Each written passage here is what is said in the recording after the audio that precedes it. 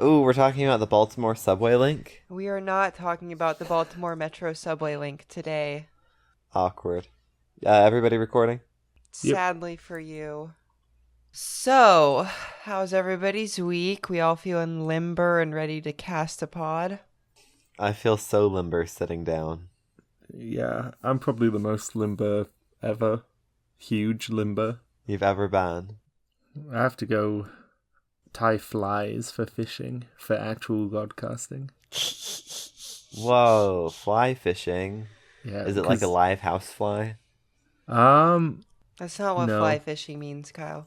Oh, what's the fly? That you, well, it moves. Is it alive? No. Like- So you tie like other parts of animals, like hair or like feathers, onto a hook to imitate certain kinds of like bugs Interesting. or other fish. I love a fake fish. Yeah. It's about as English as it gets. So, everybody is limber, as we've discussed, which means we can start a podcast. Woo! Welcome to the internet, live from the Internet Archive, or rest in peace, Internet Archive. This is the Red Line Podcast. I'm your host, quote, Maryland exists, question mark, unquote, Dunstan, and these are my co-hosts.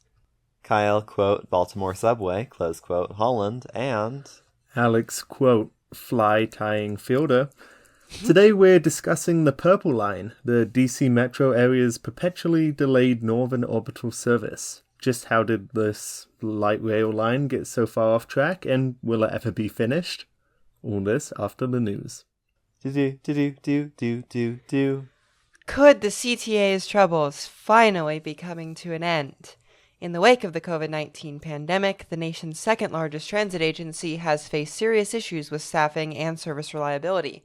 The L has become notorious for so-called ghost trains and shockingly bad headways in recent years.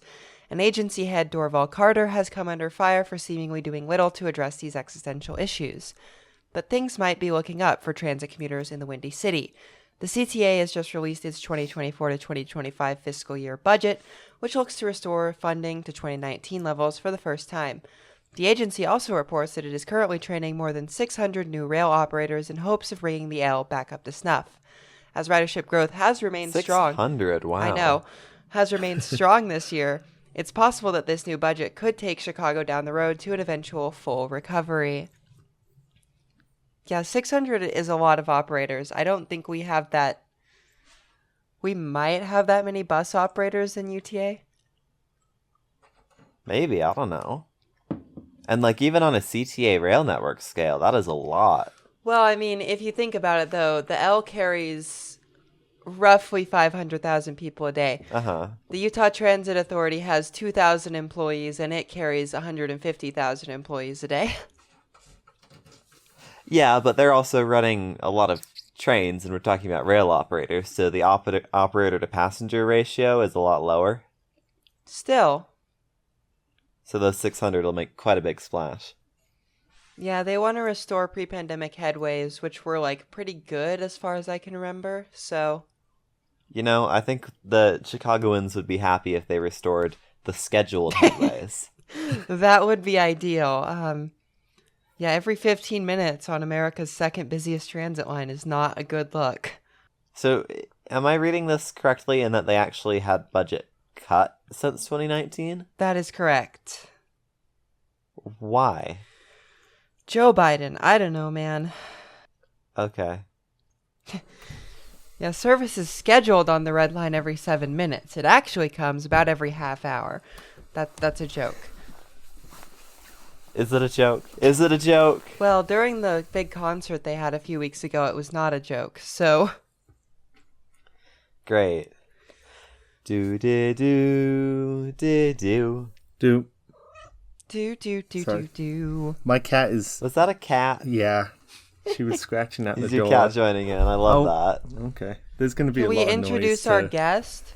work around. I will happily take cat sounds. Yeah. Okay. Well, be careful Special what you wish guest. for. Yeah, we'll see. So, To start this podcast, I think we need to ask the eternal question. What is the Purple Line? You know it's going to be a good episode. Kyle sighs. I mean, I thought we were going to say with what is Baltimore, but statistically you know what Baltimore is. It's not in Baltimore. What? I thought we were talking about Baltimore. I said it was the Maryland Purple Line, not the Baltimore Purple Line. Oh. Anyway. I was genuinely under the impression since before starting this episode that this was in Baltimore. No, I think I'm going to do Baltimore episode next week, though. We should. It's cool. We can make it a little bit quirky. We can make it a mini series. Sure, let's make it a 3-episode. This is a 3-episode series now. Episode 1, Purple Line. Episode 2, Maryland something regional commuter, Mark. And episode 3, all the Baltimore stuff. Congratulations, it's a series. So, the Washington Metro is unquestionably America's second subway. The most successful of the 4 Great Society metro systems, that being BART, WMATA, MARTA, and the Miami Metro Rail, it carried as many as 900,000 riders daily before the pandemic. The how many? 900,000? How? It's a lot of people. Well, the New York subway carried 8.5 million daily before the pandemic, Kyle. Oh, yeah. Yeah, that's fair. I was going to say, it doesn't seem as busy as New York, but it's not. New York's just crazy. Yeah. Today, it carries, of course, slightly less than that. But strong leadership at WMATA is seeing ridership rebound faster than almost any other peer agency. I was going to say, how's the drop compared to BART? Oh, not even in the same ballpark. BART is, pushing, 45% on a good day.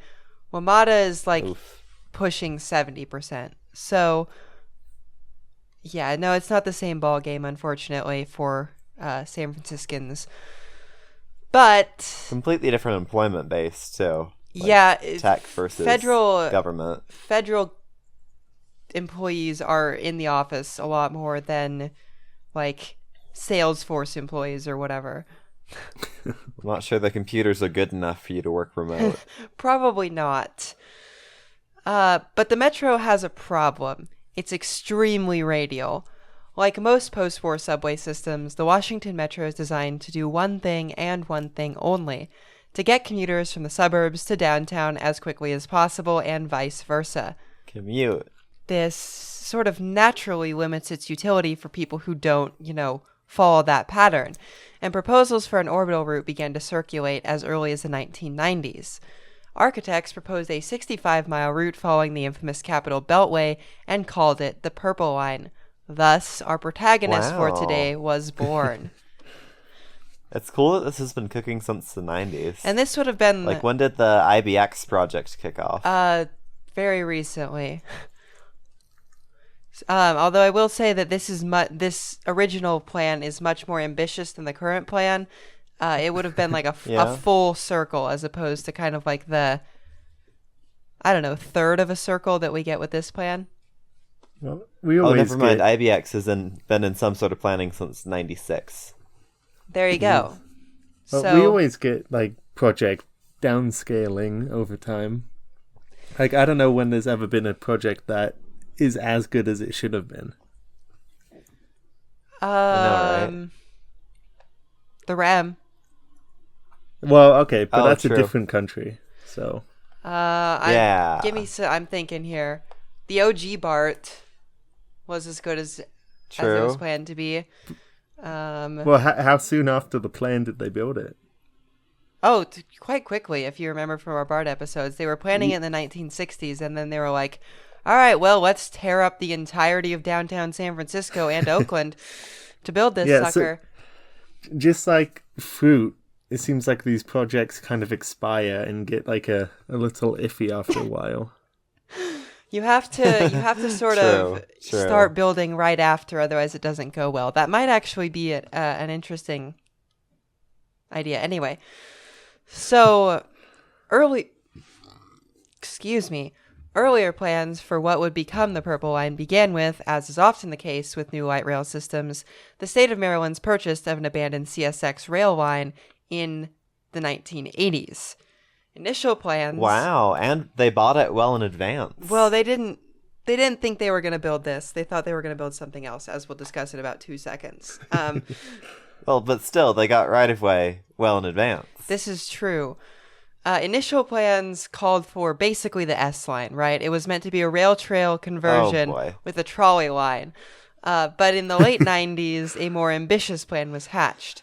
The orbital line that was being considered was merged with the recently acquired Georgetown branch to create what was then called the Inner Purple Line, as opposed to the OG line, which would have run in like a freeway median. This one's going to run in rail right-of-ways and elevated above streets. Which is probably for the better. Maybe, maybe not. I don't know. Leave that to the DC residents to put in the comments. Am I doing it right? Yes, you are. The YouTubers wow, now? you're Yeah, great at that you're was good great at enough. YouTube. You're so good. Thank you. So the line would run between Bethesda Metro Station on the Red Line and New Carrollton Station on the Orange Line, connecting with the Red and Green Line on the way. That's some pretty good connectivity. Yes. I forget that this is the shape the red line makes. They've done a really cool job It's a with it on the U. map. It's a U. For U- U? University of Utah, which is also on a red line, coincidentally. Or maybe not. Whoa. I love it when we get conspiratorial. So The Conspiracy Line podcast. this was basically meant to be a solution to improve transit in the populous and sort of like relatively dense northern slash western DC suburbs. So there you have it. Are the suburbs covered by this plan? Are they like more normal people, or are these like excessively affluent areas? We'll get into that in a minute, but this is Okay. fairly affluent part of town. Okay. So, But they're embracing it instead of pushing back. well, Or I guess we'll find out soon. Kyle, affluent sort of implies that they're not going to like it. Yeah, it's a Yeah. synonym for NIMBY. But there's like a scale, right? There's a scale. There is a scale. There is a scale. So everything was going great. Everyone's like, this is going to be a great idea. It's like 2002. Everyone is building light rail. They think like we're getting in on the trend. It's going to be really cool. But then Maryland elected a Republican governor and everything went to shit. He decided that it should be a BRT route instead of a light rail line Why? because light rail brings it's cheaper? crime and money is bad. Yeah. So is this? I thought buses brought crime. Is he like ahead of the BRT push, or is No. this around the same time? No, because if you remember, George W. Bush's government was the ones who invented BRT. Okay. So he's kind of ahead of the trend here, but everyone was already talking about how much better BRT was It could be cheaper and also worse. and cost more to operate in the long term. Anyway, but Shush. then he lost his next Hater. election. Owned. And with a Democrat back in power, the line began to be planned as a light rail line again, with $100 million in planning funds dispersed starting in 2008. That's a lot for planning. Are they doing like early right-of-way acquisition too? I don't know. There was no source linked for that in either the Wikipedia article or the other thing that I read. It was just like $100 million in planning funds, and I'm like, cool, we'll put that in the episode. I guess this is 2008, so this information has had 16 years to get lost in the cracks of the internet, never to be found again. This is true. And then, the whole thing proceeded to get tied up in litigation until 2017. While Maryland Governor Larry Hogan cut funding for the line in 2015. Back to Alex's comment about how BART turned out good because they planned it and then built it immediately. If you let these sorts of projects drag on and on and on and on, they can never just proceed at pace. The politics always gets in the way. Yeah. So a bunch of rich snobs in places like Chevy Chase, which is like a very affluent suburb area, basically, were weird about it, unsurprisingly. And then Larry, our boy Larry, not Larry the cucumber, Larry the governor, was kind of a disaster for transit in Maryland. Not only did he slash state funding for the Purple Line from $900 million to $168 million, thus increasing the local tax burden and decreasing future train frequencies, he also killed off the potentially transformative Red Line project in Baltimore. So basically, Maryland Transit is still recovering from his meddling. It's amazing how many decades of damage one naughty governor can cause. A naughty governor. Ooh, wow. Oh, boy. Such a naughty boy is a governor, Larry Hogan. Take this crap to the second channel. The Red Line After Dark. Yeah, where you can watch Kyle's foaming videos, trademark.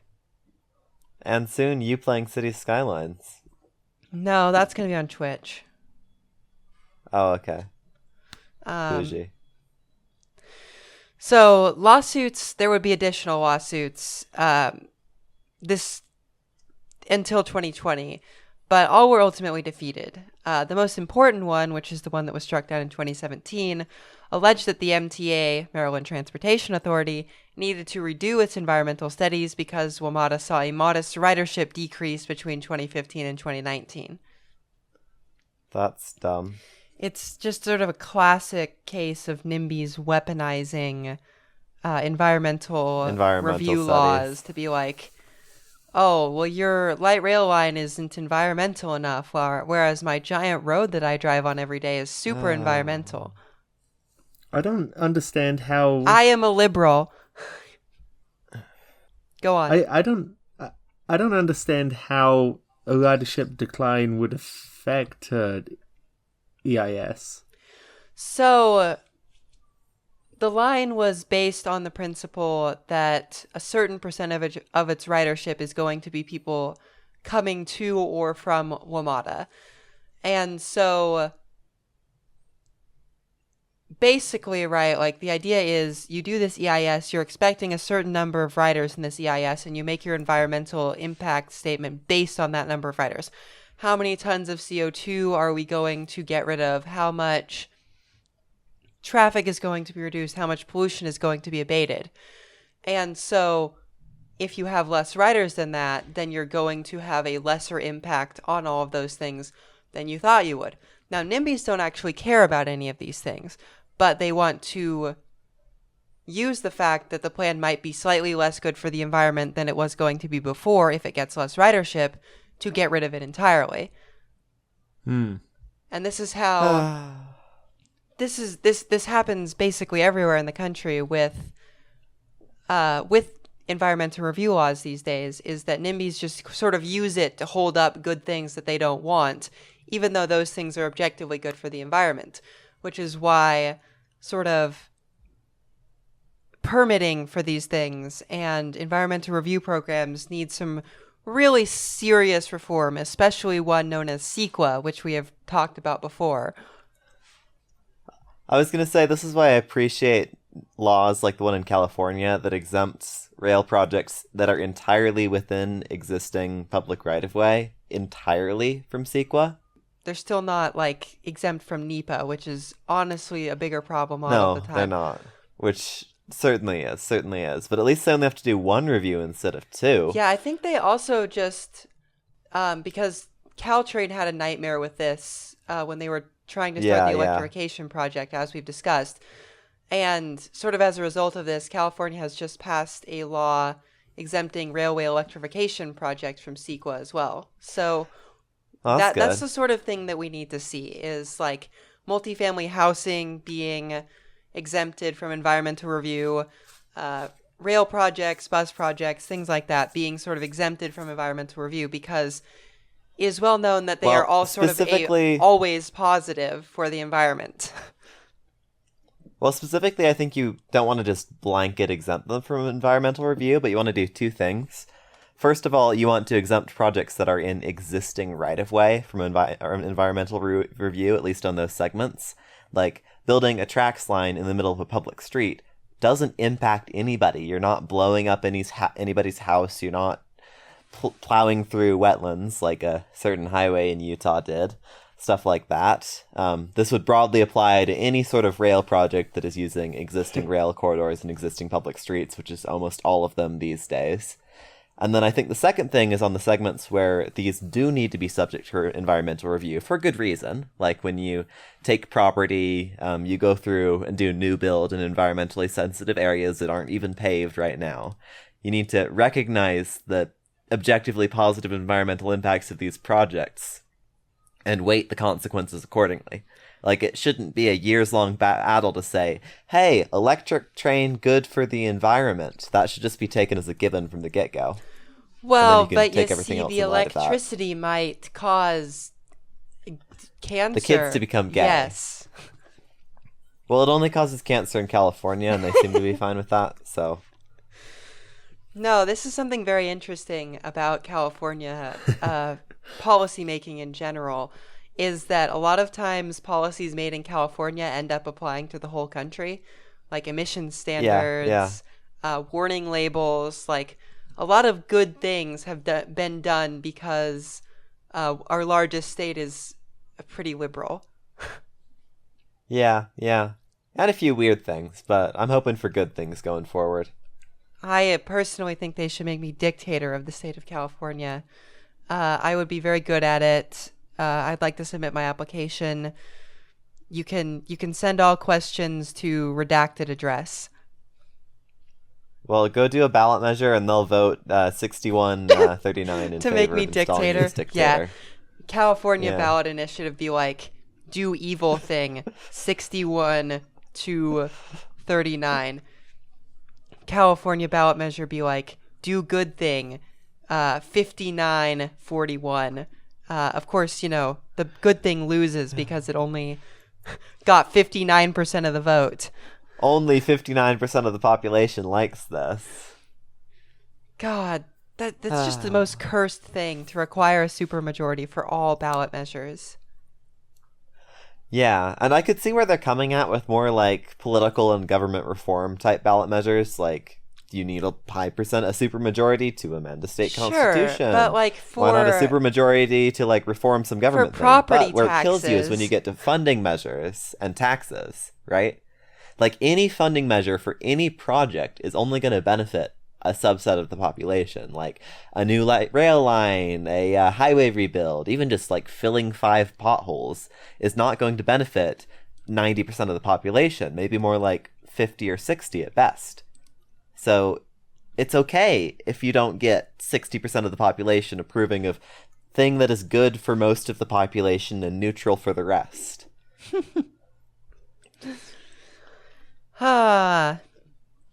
So, all of this sort of nightmarish environmental study nonsense was sort of wrapped up in 2017, and a design build... Wow, only how many years after they kicked off this project? Like 15, 20?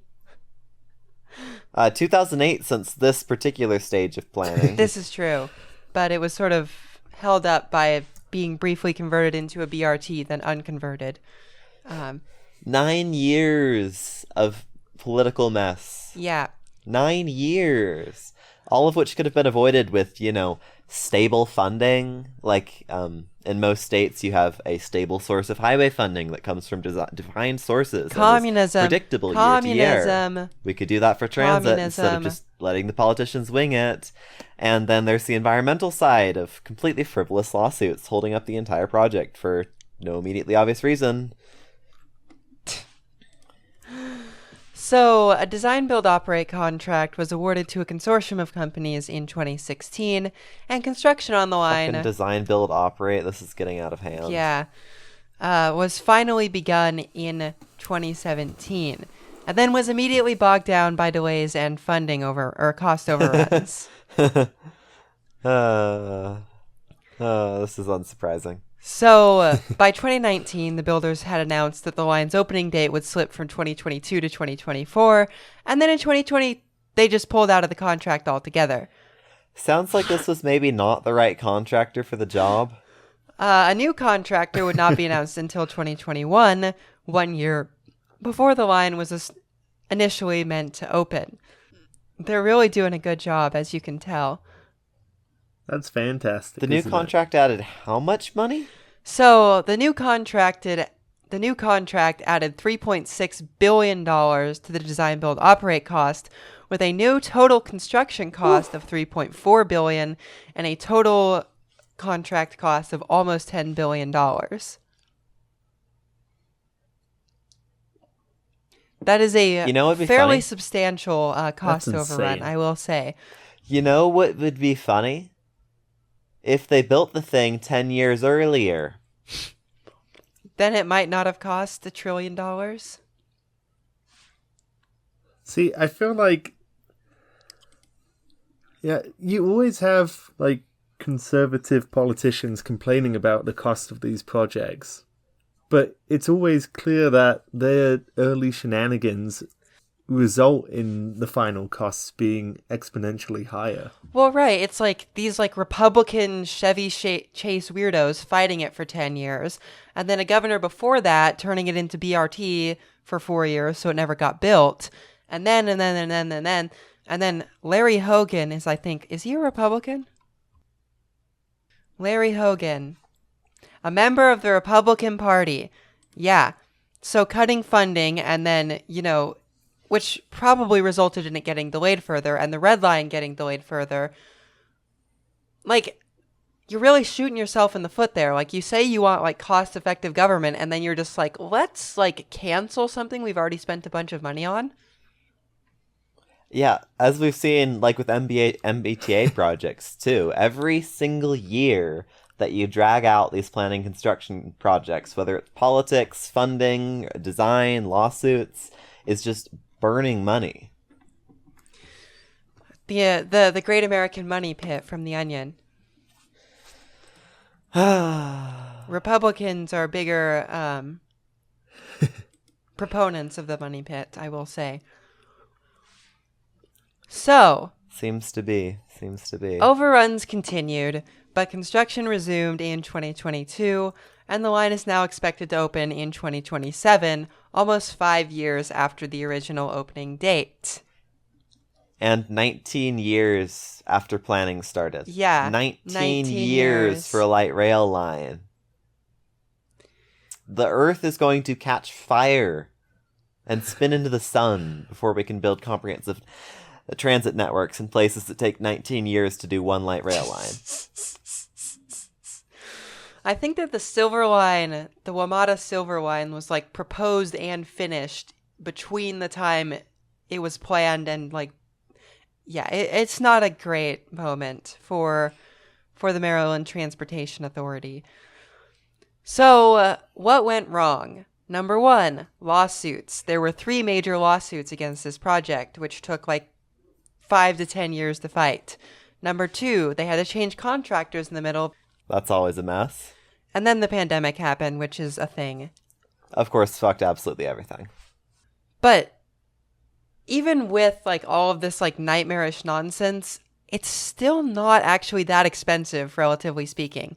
Like, you're thinking like, oh, $3.4 billion, that's so much money for a light rail line. And you're kind of right, but also kind of wrong. So the Purple Line is going to be 26 miles long and has significant elevated and underground portions. $3.4 billion is actually a pretty reasonable price for that, as far as I'm concerned, in the year 2024. That's $131 million per mile. What was the cost of the Honolulu transit line? Something like 500,000 or 500 million per mile. Oh yeah. Okay, so this does sound a bit better then. Link Light Rail, which is like a similar system in a lot of ways, in that it's like, largely separate from traffic, has been running like 250 to 300 million a mile. So again, this is like a pretty reasonable project. Well, and the Central Subway was $1 billion a mile. So This one wins the title of least incompetent project. I mean, Somehow. incompetent, but the least incompetent.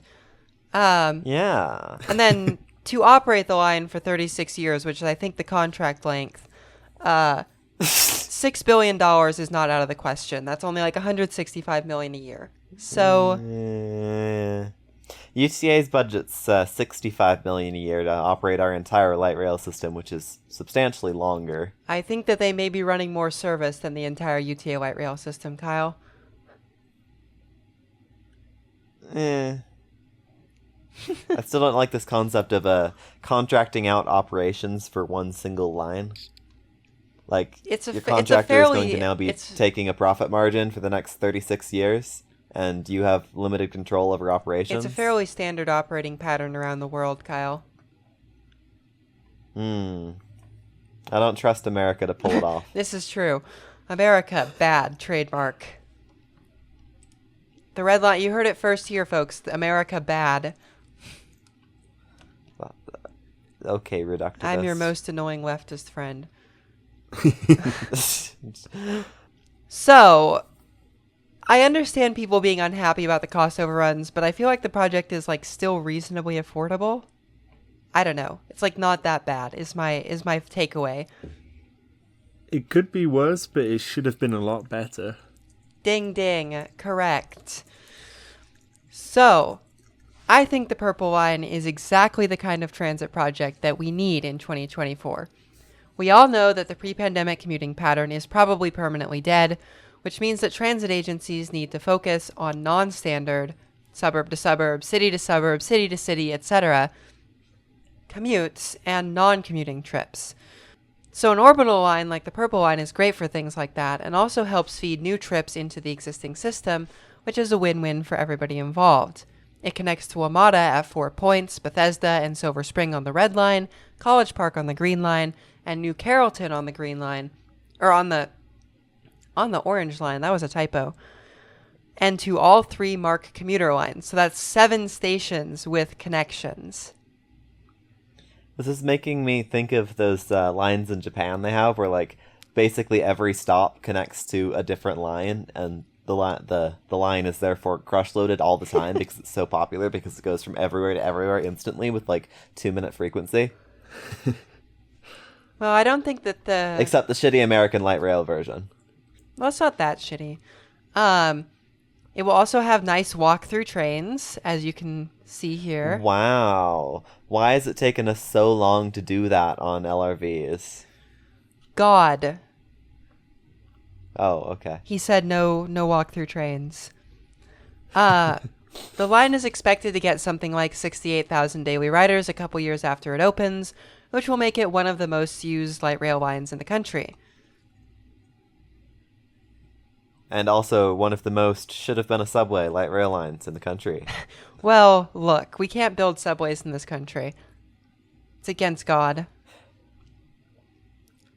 So, I have a ponderment for you. This and IBX Pondering, please wait. are orbital light rail lines becoming a trend in American cities, and who should get one next? I mean, I would say less of a trend and more of like a gap that has been existing for many, many, many, many decades and desperately needs to be filled. Well, because this is a thing that they're doing in Toronto as well, is building like light rail lines to connect sort of hub and spoke systems that go to the suburbs. I guess we could say it's become a trend now that we've had a pandemic and now that not commuting is cool again. It's at least an idea. I'm sure it might be a trend in 10 years when the projects planned now get done. Get finished. Oh, yeah, when IBX opens. It might be a trend in, 2080. It might be a trend in 10 years once the projects that started planning 10 years ago finish planning. Yeah. We should get one. Okay. It should follow I-215 for no perceptible reason. I mean, if we did a Foothills tracks line from the university down to unnamed canyons, would make sense to connect that on 72nd or something, and the C asterisk circumferential line. The C asterisk Woods. Real. My disbeloved, my enemy, the Cottonwoods. So anyway, that's a pretty short and simple Hey, no episode. swearing. YouTube doesn't like that. I didn't swear. You said the Oh, word. I see. I can say more words if you want. So I'm looking Oh forward to god. this line opening and providing value for the northern DC suburbs. Hooray! Whoa. Yippee! Any closing comments on the Maryland Purple Line? It's a I- nice color. When's Baltimore getting something cool? We will discuss that 2 episodes from now. Hooray! Wow. After we talk about Mark, After we talk about our boy Mark. isn't there a Mark that goes all the way to Baltimore? Well, I mean, Baltimore and DC are kind of just one metro area at this point, so yes, basically. Cool. I think there are a couple. There's a red line in this system, right? In what system? DC or Baltimore? Well, in Maryland. Like connecting to DC. Yeah, the WMATA red line goes into Maryland, yes. Okay, I'm thinking similar to our Tide idea, where the Tide would be sponsored by Tide. I think the red line should be sponsored by Old Bay. If it goes into Maryland. By who? Old Bay, Who's the that? crab seasoning, Oh, like the famous Sure. seasoning. I definitely From know what you're Maryland? talking about, yeah. Have you never had it? No, I don't like Okay, seafood. I'd pick some up at Winco, because it's pretty good on anything. Okay, I will keep it in mind. Cool. Listeners, the Red Line Podcast endorses Old Bay crab seasoning. So, please remember to like, comment, and subscribe if you are watching on YouTube, and to follow and leave us a rating on iTunes and or Spotify. If you like what we do here, please remember... If you like what we do here, please consider becoming a member on Patreon. Patrons receive early access to all of our regular content, as well as exclusive episodes and occasional merch drops. Speaking of patrons, at the Mark tier, I guess, since that's a commuter rail, we have Zach Adams, Aaron, Curtis Herring, Devin Zander, Phobos2390, and Tony Stunts. At the Red Line Old Bay seasoning line, $5 a month, we have Brian Smith, Christopher Whaley, DJ Hi, Will. Hi, Will. Watkins, Elijah Kensler, G4, Isaac Madsen, Jesse Mayo, Nebulum123, Reluctant LA Resident, and Robert P. Walsh, and Zephyr Zamoro.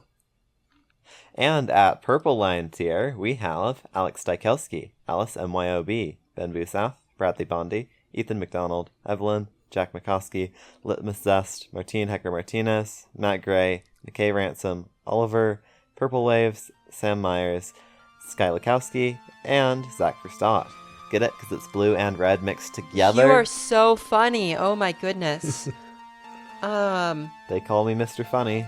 And at WMATA Green Line tier, we have Benjamin Wood, Joshua S. Horvath, and Capil and William Rohe.